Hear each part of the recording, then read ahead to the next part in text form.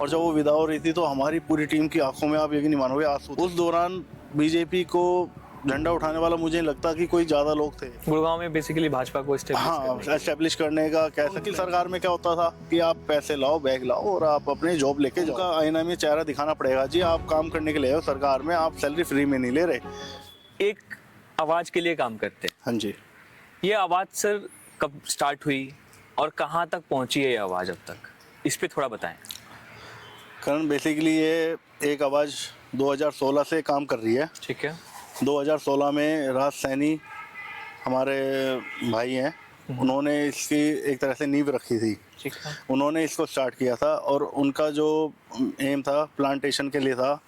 जो ऑक्सीजन को देखते हुए, जो कमियां थी उसको देखते हुए उनका ये था कि भाई हम थोड़े थोड़े पौधे लगा के, बेसिकली उनका वो जॉब करते हैं। ठीक है। तो उनका ये था कि जॉब के साथ साथ एक रविवार, जिसको हम संडे मतलब फंडे कह लो या संडे कह लो, बिल्कुल। हम उसमें बनाते हैं। तो उनका ये था कि उसमें हम 1 या 2 पौधे लगाएं और उसको हम बड़ा करें हर संडे को। हर संडे को। तो उनकी ये मुहिम थी, मैं इस मुहिम के साथ जुड़ा। इस बीच में कोरोना भी आ गया था बिल्कुल। और कोरोना में हमने अपनों को इतना खोते हुए देखा है, सिर्फ किस लिए कि ऑक्सीजन की कमी। उस टाइम एक हाहाकार मच गया, हॉस्पिटलों में ऑक्सीजन नहीं है। और मुझे लगता है कि अगर उस टाइम पेड़ पौधे, हमारा एनवायरनमेंट अच्छा होता तो शायद इतनी प्रॉब्लम ना आती। बिल्कुल। तो उसी दौरान मेरा मन करा यार एक एनजीओ बनानी चाहिए या एक सामाजिक काम करना चाहिए जिसके अंदर हम समाज के लिए कुछ कर सकें। नहीं तो एक मिडिल क्लास में ही तरह फैमिली मेंबर ये सोचता है कि यार काम धंधा करना है, फैमिली संभालनी है, बिल्कुल। और उसके बाद अपने घर जाके आराम से चैन की नींद। कोरोना में जो हमने देखा कि उस टाइम लोगों के पैसे रखे रह गए, उनके हाथ में कुछ नहीं था। वो सिर्फ ये कहते थे कि हमारे बच्चों की, हमारे जितने भी हमारे रिलेटिव, उनकी जान बच जाए। तो उस टाइम मेरे मन में आया कि यार एक एनजीओ या किसी के माध्यम से मुझे ये काम करना चाहिए। तो मैंने उस टाइम अपने जो मेरा फ्रेंड है राज सैनी, उनसे बात करी कि यार मुझे कोई एक एनजीओ बनानी है और उसमें मैं कोई सामाजिक काम करना चाहता हूँ जिसमें मैं थोड़ा बहुत भी अपना योगदान दे सकूँ, तो मुझे ये लगेगा मैंने बहुत अच्छा किया है। तो उन्होंने कहा यार मैं ये ऑलरेडी एनजीओ में चला रहा हूँ एक आवाज़ के नाम से, और अगर तुम्हें लगता है तो तुम इसमें भी काम कर सकते हो, और अगर अलग बनानी तो उसमें भी कर सकते हो। तो फिर हमने सोचा कि यार अलग क्या बनानी, सारा परिवार एक है, सब एक है। तो हमने उसमें अपने स्टार्टिंग करी। उस एनजीओ में फ़िलहाल ना वो रजिस्टर्ड थी, ना उसमें कोई ऐसा वो था। हमने मिलके एक स्लोगन दे दिया था, एक स्लोगन दे दिया था, हाँ काम कर रहे हैं। हमने उसको रजिस्टर्ड करवाया। रजिस्टर्ड के साथ साथ हमने उसको फिर एक पर्टिकुलर जो बेसिकली एनजीओ होती है, ट्रस्ट होता है, उसके हिसाब से उसको हमने शुरू करा। क्योंकि कोई भी एनजीओ बनाने के लिए या उसमें काम करने के लिए एक फंड्स की रिक्वायरमेंट बहुत ज़रूरी है। बिल्कुल। आप एक बार अपने पास से कर लोगे, 2 बार कर लोगे, तीसरी बार मिडिल क्लास ये सोचेगा यार मैं कैसे इसको मैनेज करूं। तो हमने उसको ट्रस्ट को रजिस्टर्ड करवाया, उसमें हमने और मेंबर्स जोड़ने शुरू करे और हमने एक टीम बना के उसमें काम करना शुरू किया। ठीक बात है। इसी बीच में माँ शीतला, जो कि हमारी गुड़गांव में माँ शीतला का मंदिर है, बिल्कुल, और उनके आशीर्वाद से हमने सबसे पहले ही माँ शीतला मंदिर के आगे जो सेक्टर 5 वाली रोड है, हमने उसको चूज़ किया कि भाई हम इसमें पहले पौधे लगाएंगे। पूरी टीम लग गई साथ, पूरी टीम ने मिलकर उसमें 1100 से 1500 के आसपास पौधे लगाए।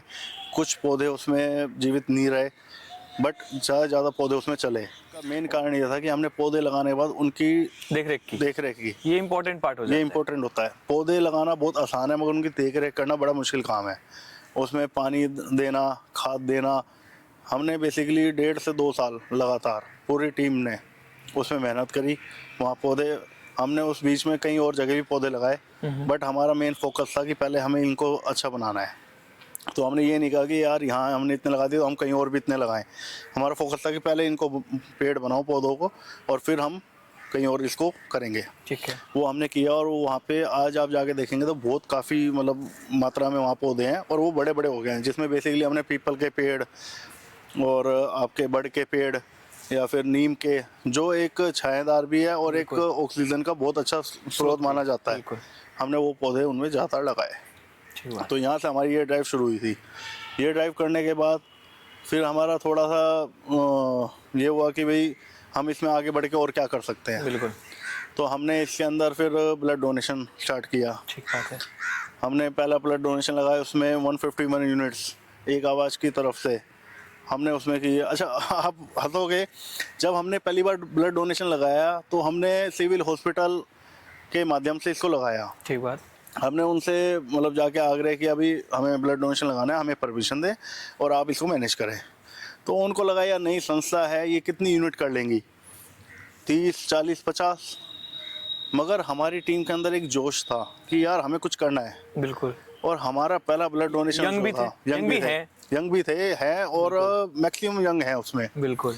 और पहली ही एक आवाज की टीम में। एक आवाज़ की टीम में। बिल्कुल। और पहले ही ब्लड डोनेशन कैंप में हमारे 151 यूनिट्स हमने दी, वो भी हमें स्टॉप करना पड़ा क्योंकि अंधेरा हो चुका था। अच्छा, एक बड़ा नंबर होता है ये। एक बड़ा नंबर होता है, और वो हमारे पास बेसिकली सिविल हॉस्पिटल वाले जब पहली बार आए वो 70 बैग लेके आए। अच्छा, उनको लगा भी ये भी नहीं भरेंगे। ये भी नहीं भरेंगे, इतनी होएगी। उसके बाद हमने जब उनको कहा तो वो फिर जाके 50 बैग और लेके आए। फिर हम नहीं रुके, फिर वो जाके 50 बैग और लेके आए। बिल्कुल। इतनी देर में शाम हो चुकी थी, ठंड का टाइम था, तो फिर हमने 151 पे उसको क्लोज कर दिया। ठीक है। तो ये हमारा ब्लड डोनेशन का हुआ था। फिर इसमें हम आगे बढ़े, मन था कि अब और कुछ क्या करें। बिल्कुल। तो फिर हमने सारे यंग थे, यंग के अंदर एक जोश अलग ही होता है, मैंने देखा है। बिल्कुल। तो कि यार हम अपनी बहनों के लिए कुछ करते हैं। ठीक बात है। तो सब ने निर्णय लिया कि बहनों के लिए ना, हम जो निर्धन परिवार हैं, जिनमें मतलब हमारी बहनें हैं जो एक अभाव रहता है उनको पैसों का, और वो अच्छे से शादी नहीं कर पाते, तो उसको देखते हुए हमने उसके अंदर सामूहिक विवाह का प्रोजेक्ट उसमें डाल दिया। ठीक है। और बिना कुछ, ये फैमिलीज कहाँ की होती थी? ये फैमिली हम ऑल ओवर हरियाणा की लेते थे। उसमें हम उनके कागज़ पूरे मांगते थे। उसमें हमारा बेसिकली रहता था कि जो लड़की है उसकी डेट ऑफ बर्थ और लड़के की डेट ऑफ बर्थ, इसके लिए हमें 18 प्लस और 21 प्लस का हमने प्रोविज़न रखा। ठीक है। उसमें हमने ये मैंडेटरी करा कि भाई हमें डेट ऑफ बर्थ के लिए या तो उनका जन्म प्रमाण पत्र या फिर उनका स्कूल का कोई सर्टिफिकेट ऐसा हमें मिले जिससे कि हम उसको वेरीफाई कर पाएँ। ठीक है। तो हमने ये शुरुआत की। यंग थे, जोश था, मगर फिर एक प्रॉब्लम आई कि यार फंड कहाँ से आएंगे इतना, बिल्कुल। फंड हम कैसे अरेंज करेंगे।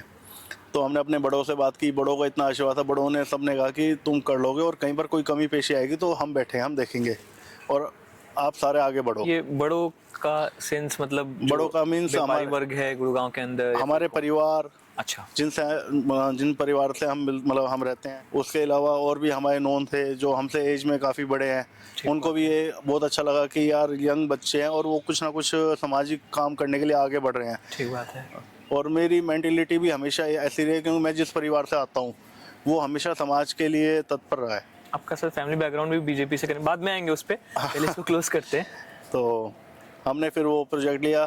पहली बार में हमने 11 बेटियों की शादी की, 11 बहनों को हमने विदाई की। जब वो विदा हो थी तो हमें ऐसा लगा कि हमारी सगी बहन विदा हो रही है, और हमारे जितने भी इमोशन जाता है, क्योंकि हमने उसमें जो काम किया बिल्कुल अपने घर की तरह किया था। और जब वो विदा हो रही थी तो हमारी पूरी टीम की आंखों में, आप यकीन नहीं मानोगे, आंसू थे, और हम एक दूसरे गले लग के खुशी मना रहे थे, और साथ साथ आंसू भी हमारे आ रहे थे कि यार हमने एक चीज़ करी और मेहनत करी तो वो आज हम कामयाबी हुए और सबका सहयोग मिला। बिल्कुल। तो इसी तरह एक आवाज़ का उसी टाइम एक प्लेटफॉर्म तैयार होना शुरू हो गया, और हम उस प्लेटफॉर्म पे आगे बढ़ना शुरू हो चुके थे। ठीक बात है। तो हमने ये शुरुआत की। फिर धीरे धीरे अगला साल आया, फिर हमने उसमें कुछ ऐड ऑन किया, कई चीज़ें और उठाई। फिर हमने उसमें सफाई को भी लेके कार्य किए।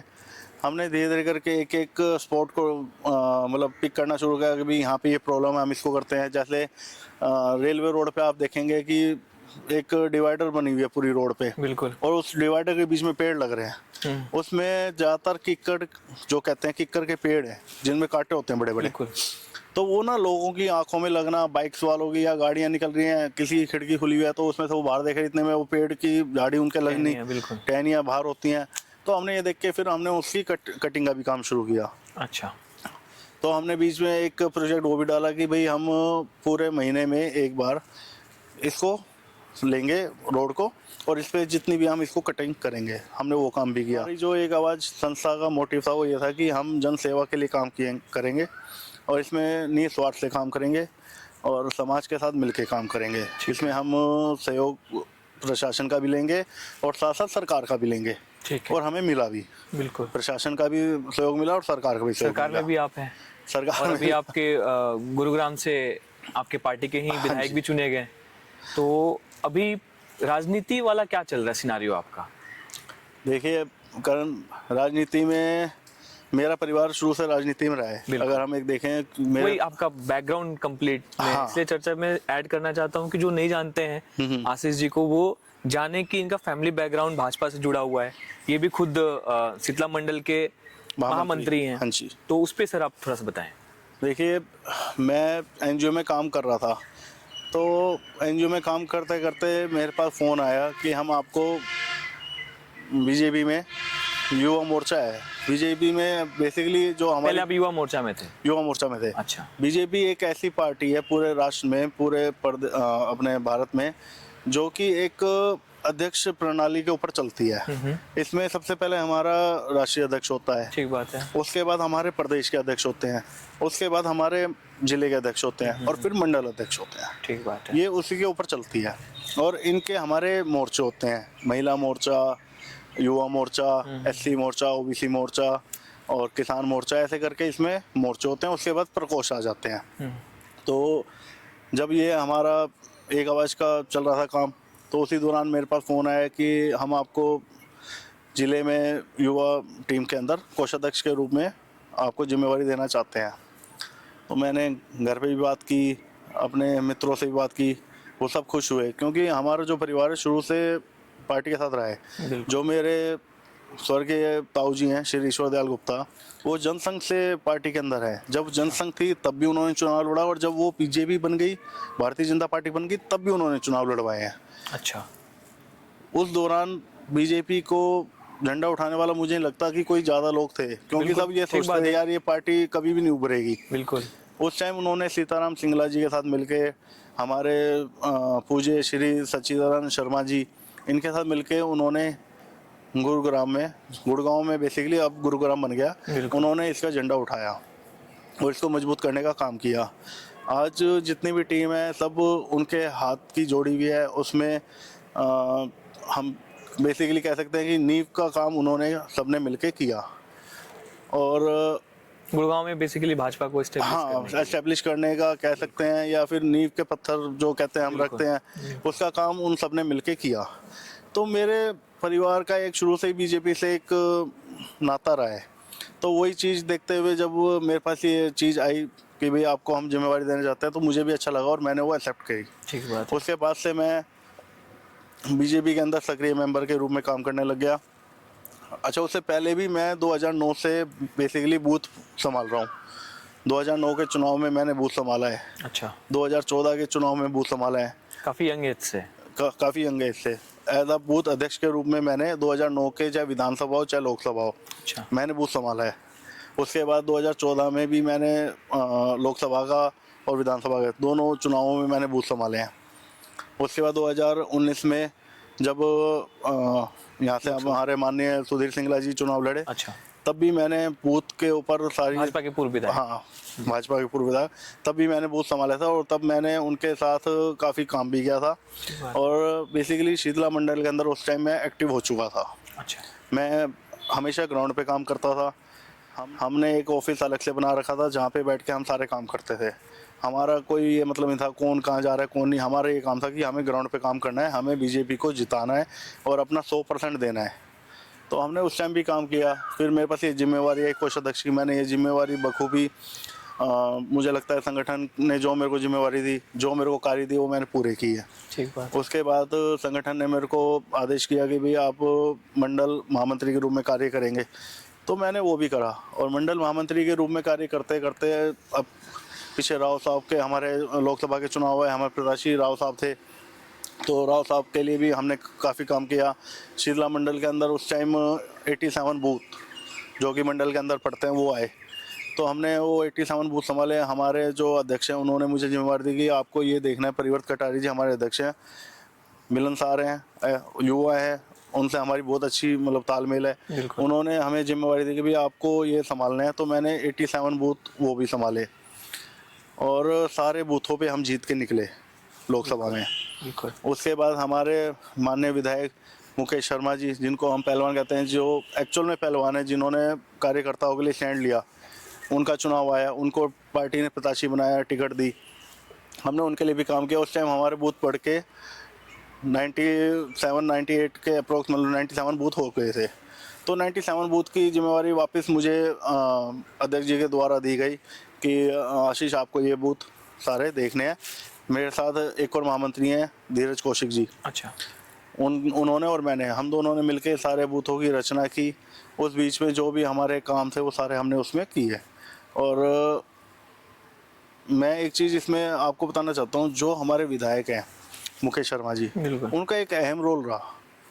उन्होंने हमारे ऊपर पूरा भरोसा किया, क्योंकि कोई भी प्रत्याशी होता है ना, उसका अपने कार्यकर्ताओं पे भरोसा होना बहुत, और उन्होंने हमारे ऊपर पूरा भरोसा किया और ये कहा कि जो आप कर रहे हो, मुझे पता है आप मेरे लिए कर रहे हो और आप बीजेपी को आगे ले जाने के लिए कर रहे हो। तो हमें एक बल मिला, एक ऊर्जा मिली, और हमने सारे बूथों पे रचना की, नई टीम लगाई। एक बूथ पे 10-10 लोगों की हमने टीम तैयार की और सारे के सारे बूथ हमने जीत के मुकेश शर्मा जी को दिए। भाजपा के लिए हमने काम किया और भाजपा को हमने अपनी तरफ से 100% काम देके और जीतने का काम करवाया। तो ये हमारी पूरी बेसिकली इसके अंदर रचना रही थी। तो एक भाजपा के परिवार से होने के नाते मेरा जो विचारधारा है वो हमेशा संघ और भाजपा के साथ जुड़ी रही है, बिल्कुल। और उसी विचारधारा पे मैं चल रहा हूँ। आज मैं भी आपको बताना चाहता हूँ कि मैं भी अपने वार्ड से तैयारी कर रहा हूँ, अपने वार्ड के चुनाव अंदर लड़ेंगे आप? चुनाव लड़ने के लिए मैं तैयारी कर रहा हूँ। अच्छा, जो नगर निगम के चुनाव होने हैं। नगर निगम के चुनाव होने हैं। जी। मेरा एम एनजीओ के साथ साथ ये था, एनजीओ के साथ काम करते करते ना मैंने एक चीज़ ज़रूर देखी थी कि अगर आपको कुछ एक अच्छा काम करना है तो आपको सरकार के साथ मिलके चलना होता है। बिल्कुल। तो उसके अंदर क्या है कि आपको सरकार में अगर आप होते हैं तो आपकी सुनवाई बहुत जल्दी होती है, क्योंकि वो अपने कार्यकर्ताओं को सुनती है। बिल्कुल। तो ये देखते हुए फिर मेरा मन हुआ कि यार, जब हम ये काम कर रहे हैं तो हम इसको और आगे ले जा सकते हैं। इसको आगे ले जाने के लिए हमें सरकार में आना चाहिए। तो माहौल ऐसा बना। फिर जिस वार्ड से मैं तैयारी कर रहा हूँ, इस वार्ड में मैं पैदा इसी वार्ड में हुआ हूँ। अच्छा। मेरी पैदाइशी जैकमपुरा की है। अच्छा। मैं यहाँ रहा हूँ, मैंने यहाँ पे सुविधाएं देखी हैं कि हमें जो मूलभूत सुविधाएं उसमें हमारी कहाँ कमी आ रही है। सरकार ऊपर से पूरा काम करती है, मगर वो काम प्रशासन तक आते आते कम हो जाता है, और प्रशासन के जो अधिकारी हैं वो नीचे तक आते आते और कम कर देते हैं। अच्छा, लेकिन सर पास्ट में ये भी देखा गया है, जैसे आप प्रॉब्लम्स की बात कर रहे हैं, लेकिन इसके पहले भी विधायक आपके थे, अब भी विधायक आपके हैं, तो फिर ये कंप्लेन, ये कहाँ पे ऐसा एक्चुअल में भाजपा के विधायक अपनी तरफ से 100% काम करते हैं। ठीक बात है। सरकार ऊपर से सारी नीति बना के उनको देती है, ठीक बात है। उसके तहत वो पूरा काम करते हैं। बेसिकली दिक्कत कहाँ आती है, जब सरकार एक नीति बना के देती है और प्रशासन को कहती है भाई आप इसको लागू करो, तो प्रशासन के अफसर उस पर काम करते हैं। तो पीछे कुछ टाइम से जब भाजपा की सरकार आई, उससे पहले कांग्रेस की सरकार थी, बिल्कुल, तो उनको एक गंदी आदत पड़ चुकी थी। आपने पीछे सुना भी होगा, हमारी सरकार में बिना पर्ची बिना खर्ची के खूब जॉब लगी हैं और अब भी लग रही हैं, और जिनकी लग रही है वो बड़े खुश हो रहे हैं। मगर उनकी सरकार में क्या होता था कि आप पैसे लाओ, बैग लाओ और आप अपने जॉब लेके जाओ। अच्छा, तो अफसर उस टाइम पैसे दे के अफसर बन गए, उनका ये हो गया यार हमने पैसे दिए हम अफसर बन गए, काम वो करते नहीं थे। तो ये देखते हुए भाजपा के अंदर ऊपर से सरकार तो एक मतलब अपना मैनिफेस्टो बना के और अपना एक ट्रैक बना के आगे देती है प्रशासन को भी, आप ये काम करें। प्रशासन उस पर काम करते हैं, प्रशासन के जैसे जैसे हम नीचे नीचे लेवल पे आते जाएंगे और अफसर आते जाएंगे, लूज होता चला जाएगा। तो वो काम लूज होता चला जाता है। जो काम आपका एक हफ्ते का, वो काम आपका 1 महीने पे चला जाता है। आप इसको कैसे कराएंगे अगर आप चुन के आते हैं? देखिए, मैं अगर चुन के आता हूँ तो मेरी प्राथमिकता सबसे पहले ये रहेगी, मैं अपने वार्ड को स्मार्ट वार्ड बनाने की पूरी कोशिश करूंगा। लेकिन प्रशासन जो है, जो काम नहीं करना चाहती है, उसके लिए हम चिन्हित करेंगे। अच्छा, उसके लिए हम चिन्हित करेंगे जो प्रशासन के अंदर जो काम नहीं कर रहे, उनको हम चिन्हित करके और उनकी रिपोर्ट बना के ऊपर देंगे और बताएंगे कि जी यहाँ पे ये दिक्कत आ रही है और ये प्रशासन के लोग हमारे काम नहीं कर रहे हैं और ये वार्ड के अंदर हमें सुविधाएं देनी है। और जिस सुविधा के लिए बजट हमारा एक बहुत अच्छा बजट आता है वार्ड के लिए भी। ठीक बात है। पूरी एमसीजी का बहुत बड़ा बजट है। उसके बाद भी सरकार आपको सब कुछ दे रही है, आपको बजट दे रही है, आपको पूरी पावर दे रही है। उसके बाद भी अगर प्रशासन के लोग काम नहीं करते तो वो कमी हमारी नहीं, वो प्रशासन की है और वो हमें ही दूर करनी पड़ेगी, हम बिल्कुल। सबको मिलकर करनी पड़ेगी। बिल्कुल। हमें उनको चेहरा, उनका आईना में चेहरा दिखाना पड़ेगा। जी आप काम करने के लिए हो सरकार में, आप सैलरी फ्री में नहीं ले रहे। एक मिडिल क्लास फैमिली अगर जॉब करता है, वो कुछ कमाता है तो वो अपने परिवार के लिए कमाता है, ठीक बात है। और अगर वो उसमें से कुछ हिस्सा प्रशासन के पास देने लग जाए तो उसमें क्या बचेगा। बिल्कुल। आप कुछ भी देख लो, छोटी छोटी काम के लिए आप चले जाओ, लंच टाइम हो गया जी, अभी मत आओ, अभी हम हैं नहीं, ये चीज़ें बहुत प्रशासन की आती थी, जिसको देखते हुए हमारे माननीय सीएम साहब ने 10 से 12 बजे का जनता दरबार शुरू करा। अफसरों को यह भी आप पूरे फील्ड में जाने से पहले 2 घंटे आप अपने ऑफिसों में बैठोगे। तो सरकार ऊपर से इन पे प्रेशर करके इनको काम करने के लिए प्रेशर कर रही है, मगर उसके बाद भी कई अफसर ऐसे हैं जो सुधरने का नाम नहीं ले रहे।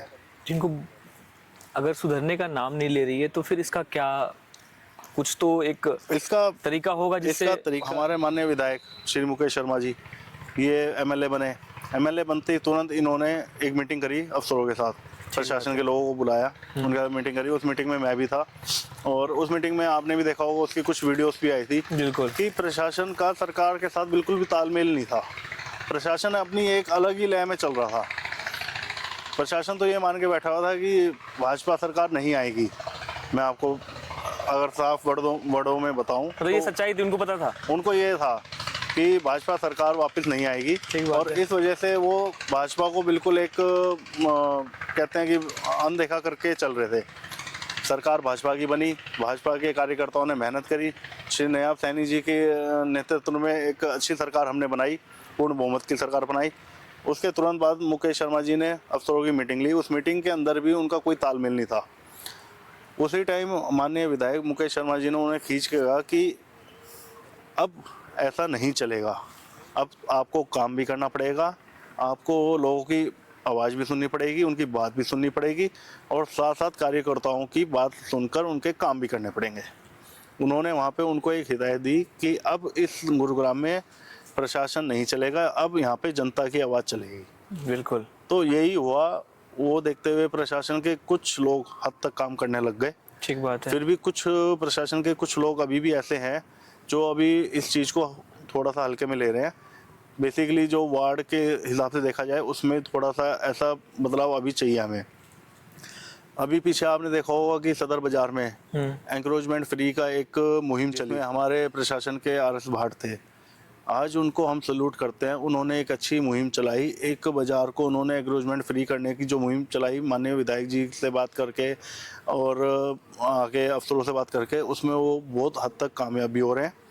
और ये यहाँ के लोकल जो लोग हैं हमारे, जो हमारे भाई हैं, क्योंकि मेरा जो वार्ड है उस वार्ड के अंदर सदर बाज़ार पड़ता है। अच्छा। और मैं खुद भी एक व्यापारी हूँ। ठीक है। तो मैं इस बात को इसलिए बीच में लेके आया कि सदर बाज़ार गुड़गांव का सबसे पुराना बाज़ार है। ठीक बात है।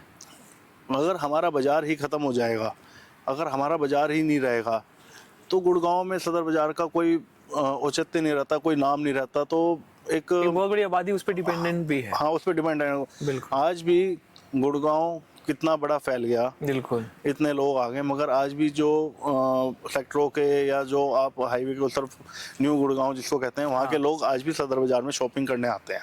अच्छा। और वो यहाँ पे कम किस लिए हुए कि एक्रोचमेंट जो हो रही है, वहाँ पे उनकी देख रेख नहीं हो पा रही, लेडीज़ आती हैं, उनका थोड़ी बहुत तो ऊपर नीचे की बातें बदतमीजी होती हैं।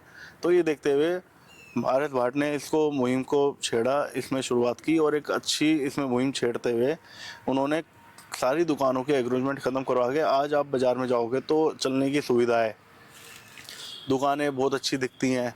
आप एक छोर पे खड़े हो जाओगे तो आपको आखिर तक दिखेगा, सारी दुकानें दिखेंगी, कौन क्या बेच रहा है, किसकी किस चीज़ की दुकान है।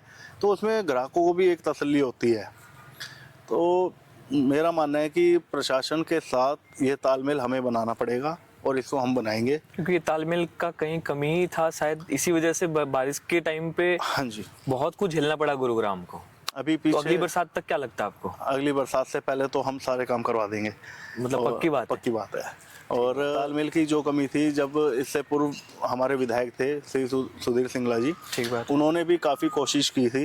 उनके समय में हमारे वार्ड में एक टेंडर छूटा था सफाई का, जो बेसिकली सीवर सफाई का होता है। हम्म। वो टेंडर छूटने के बाद उसमें कोई काम नहीं हुआ, उसमें सिर्फ बिल बनाया जा रहा था। ये बात जैसे ही मुझे पता लगी, मैं माननीय विधायक जी के पास गया, मैंने उनको सारी स्थिति बताई। मैं विधायक जी ऐसे ऐसे बात है। उन्होंने तुरंत प्रभाव से कमिश्नर साहब से बात करके एक लेटर इशू करके उस ठेकेदार की उन्होंने पेमेंट रुकवाई कि आप इसको पेमेंट नहीं करोगे, जब तक काम नहीं होगा इसकी पेमेंट नहीं होएगी। तो ऐसा नहीं है कि भाजपा के सरकार में जितने भी एमएलए थे वो सारे काम करने वाले थे। उनका ये था कि हमें काम करना है, लोगों की मदद करनी है, लोगों की जितनी भी परेशानी वो दूर करनी है। ठीक बात है। मगर प्रशासन की कहीं ना कहीं कमी की वजह से ये दिक्कतें आई हैं। और मेरा मानना है कि आने वाले समय में अगर मुझे मौका मिलता है, भाजपा मुझे टिकट देती है, मैं चुनाव लड़ता हूँ, तो मैं ये सारी कमियां दूर करूँगा। एक अपने वार्ड को आदर्श वार्ड बनाऊंगा, एक स्मार्ट सबसे वार्ड बड़ी प्रॉब्लम बनाऊंगा। क्या है सर, पहली बात? सबसे बड़ी प्रॉब्लम यह है कि जो मेरा वार्ड है, जिस वार्ड से मैं टिकट मांग रहा हूँ या जिस वार्ड से मैं चुनाव लड़ने की कह रहा हूँ, ये किस सब वार्ड से सर? वार्ड नंबर 27, ठीक है। जो कि सदर बाजार का वार्ड कहलाता है, व्यापारियों का वार्ड कहलाता है। मैं यहाँ से सटा हुआ ही है वो। हाँ, मैं वहाँ से चुनाव लड़ने कह रहा हूँ।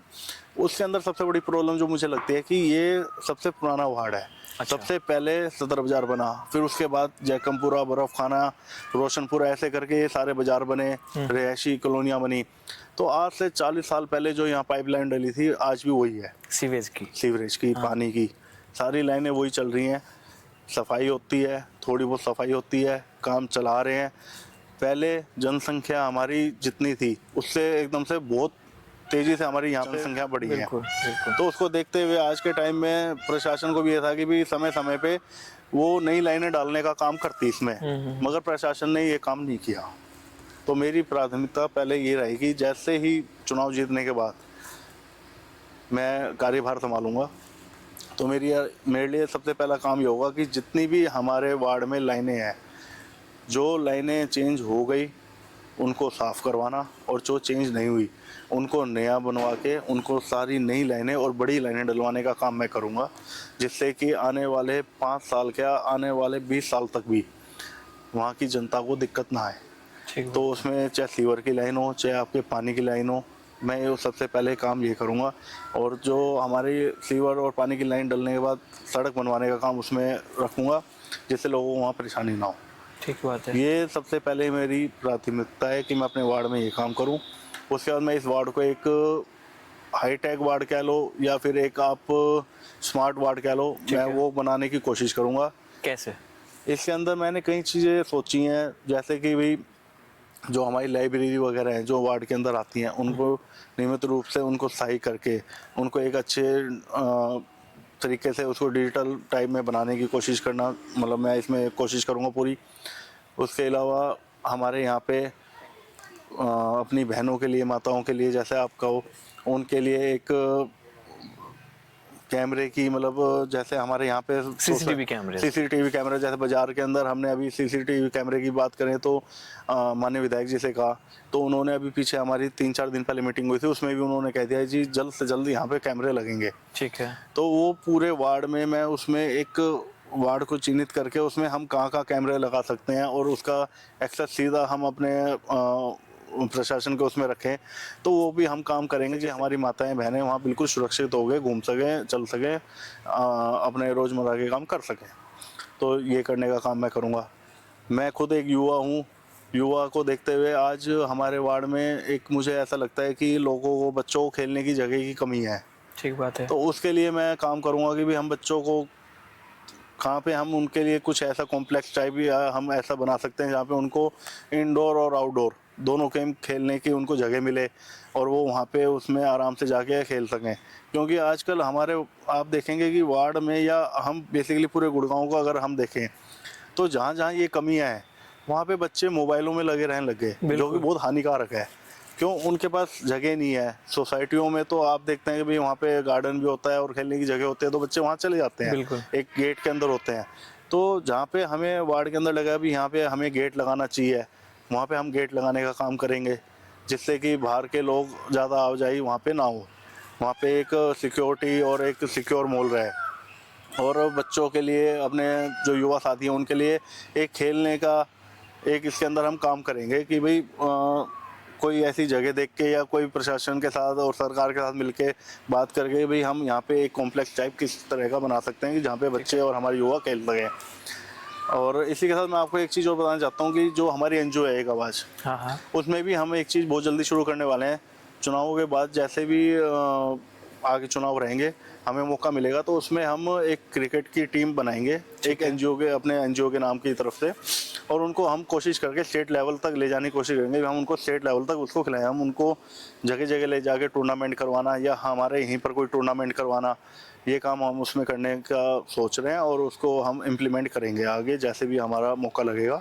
साथ में बॉक्सिंग के लिए भी हमारे काफ़ी फ्रेंड्स हैं। मैं भी एक मतलब स्पोर्ट्स में रहा हूँ, मैंने बहुत क्रिकेट खेला है। अच्छा। मैं काफ़ी स्पोर्ट्स में रहा हूँ, तो बॉक्सिंग के लिए भी हम इस चीज़ को लेके चल रहे हैं कि अपने सबके साथ मिलके एक बॉक्सिंग का एक एकेडमी इस टाइप की शुरू करेंगे जहाँ पे एनजीओ की तरफ एक से आवाज़ के थ्रू। एक आवाज़ के थ्रू अच्छा। कि वहाँ पे हम उनको ट्रेनिंग दें और उनको एक स्पोर्ट्स के लिए हम आगे प्रेरित करेंगे भी वो आगे बढ़ के काम करें, आगे खेलें और आगे स्टेट लेवल तक जाएं, नेशनल लेवल जाएं।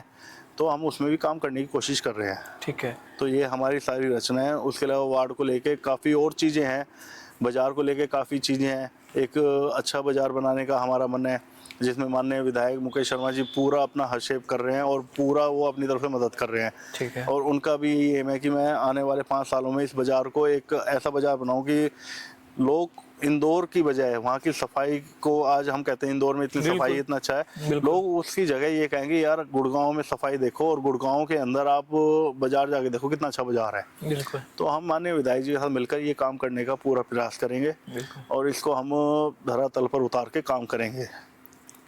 मोदी सरकार सर आत्मनिर्भर भारत की बात करती है, आप इसको कैसे देखते हैं और अपने वार्ड में किस तरीके से इसको इम्प्लीमेंट करना चाहते हैं या फिर कुछ विजन आपका ये है? देखिए, देश के यशस्वी प्रधानमंत्री श्री नरेंद्र मोदी जी, एक्चुअल में मैं उनको प्रधानमंत्री से ज़्यादा बढ़ के मानता हूँ।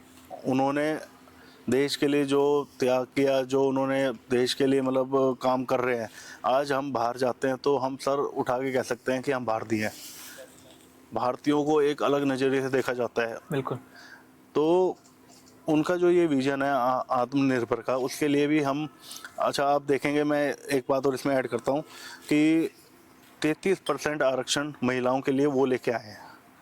आज से पहले कोई सरकार नहीं लेके आई। सरकारें सिर्फ सोचती हैं मगर वो इम्प्लीमेंट करने का काम करते हैं। हमारे माननीय श्री प्रधानमंत्री वो इम्प्लीमेंट करते हैं चीज़ों को। वो ये नहीं सोचते इससे क्या होगा क्या नहीं होगा, वो ये सोचते हैं कि हम आगे कैसे बढ़ सकते हैं। ठीक बात तो है। वो ये काम करते हैं। 33% आरक्षण महिलाओं के लिए उन्होंने करा और बहुत अच्छी चीज़ है। इसी तर्ज पर मैं अपने वार्ड में मुझे मौका मिलेगा तो मैं महिलाओं के लिए भी इसमें कोशिश करके अपनी बहनों के लिए, अपनी माताओं के लिए जो आत्मनिर्भर बन सकती हैं, एक आज के टाइम में LIC का बहुत अच्छा वो चल रहा है, उनकी ट्रेनिंग देना। क्यों, उसमें क्या है कि आप घर बैठ के भी काम कर सकते हो। हमारी माताएं बहनें कई ऐसी हैं जो घर बैठ के ये सारा काम कर सकती हैं, उनको ट्रेनिंग देने का काम करेंगे। इंस्टीट्यूट वगैरह कुछ ऐसा हम खोलने की कोशिश करेंगे जिसके अंदर हम सिलाई मशीन या बेसिक कंप्यूटर कोर्स जिसको हम कहते हैं वो करवाने का काम करेंगे, जिससे कि हमारी बहनें, हमारी माताएं भी एक आत्मनिर्भर बने और वो भी घर चलाने का काम करें। ठीक है। तो ये सारा विजन लेके मैं चल रहा हूँ। कई चीज़ें इसमें बहुत मतलब ऐसी एड ऑन हैं जो हम कर सकते हैं और उसको हम आगे लेके चलेंगे। युवाओं के लिए सर क्या सोच रहे हैं? युवाओं के लिए मेरा क्योंकि आप एक खुद युवा हैं और युवा क्या फील करता है, क्या उसकी नीड होती है, और एक तबका ऐसा भी है गुरुग्राम का या पूरे भारत का जो बेरोजगारी से बहुत जूझता है, और उसी का रीजन है कि मेरे ख्याल से आज जो है तालकटोरा स्टेडियम में, आज हम 23 दिसंबर में बात कर रहे हैं और आज तालकटोरा स्टेडियम में जो है झुग्गी बस्ती के जो युवा हैं उनके लिए रोजगार मेला लगाया गया।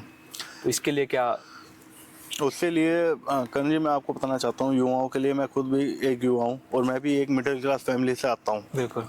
तो युवाओं के लिए, अपने भाइयों के लिए मैंने ये सोचा है कि कई युवा ऐसे हैं जो कि आर्थिक अभाव को देखते हुए वो मिनिमम जो एक कोर्स होते हैं, कंप्यूटर के बेसिक कोर्स होते हैं, वो भी नहीं कर पाते। तो उनके लिए मैं कई इंस्टीट्यूट्स वगैरह से टाई अप कर रहा हूँ, कईयों से मेरी बात भी चल रही है और आने वाले समय में उनसे बातचीत करके उनके लिए कोर्सेज उसमें हम शुरू करेंगे, ये फ्री। और जो युवा स्पोर्ट्स में जाना चाहता है, उसके लिए हम एक कॉरिडोर उसको हम बनाने की कोशिश कर रहे हैं, चाहे हम अपने एनजीओ के थ्रू या कैसे भी हम उसको एक प्रोत्साहन करेंगे भी वो आगे बढ़ के खेले और उसको आगे बढ़ाए। तो युवाओं को देख के भी एक पूरा विजन है। मैं खुद युवा हूँ तो काफ़ी चीज़ें मेरे अंदर है, मैं अपने जो मेरे वरिष्ठ हैं उनसे भी सब कुछ सीखता रहता हूँ और एक अपना विजन भी लेके चलता हूँ। तो उन सबको मिला के युवाओं के लिए, अपनी माताओं के लिए, अपनी बहनों के लिए हम एक अच्छा प्लेटफॉर्म तैयार करेंगे, जिससे कि मेरे वार्ड का, चाहे मेरी माताएं हों, चाहे मेरी बहनें हों, चाहे युवा हों, चाहे मेरे युवाओं से नीचे जो हमारे बच्चे होते हैं वो हों, उनको हम एक प्लेटफॉर्म ऐसा तैयार करके देंगे कि उनको लगेगा अपने कि वार्ड में। हाँ, अपने वार्ड से शुरुआत करेंगे जब भी हम आगे बढ़ेंगे तो उनको लगेगा कि हाँ भाई कुछ है और हम आगे बढ़ सकते हैं। तो ये मेरा विजन है सारा। ठीक बात है सर। अभी शायद बारिश भी होने लगी, दूसरी बार एक चर्चा में बैठेंगे। अभी बहुत सारी बातें हैं जो शायद आपने भी पूरी नहीं करी है, हाँ जी। और मेरे मन में भी बहुत सवाल है, उसको हम दूसरी बार कवर करने की कोशिश करेंगे। बाकी आपसे बात करके बहुत अच्छा लगा सर। उम्मीद करते हैं कि जो ये पॉडकास्ट है, जितनी बातें आपने कही, जिक्र करी जिस चीज़ों के बारे में, वो जो आपके वार्ड के लोग हैं, जो आपके पॉलिटिकल मेंबर्स हैं, जो साथी हैं, उनको भी सुन के काफ़ी अच्छा लगेगा। Thank you so much sir इस चर्चा में जोड़ने के लिए कॉफ़ी विद करण में। Thank you so much sir. नमस्कार। Thank you sir. Thank you.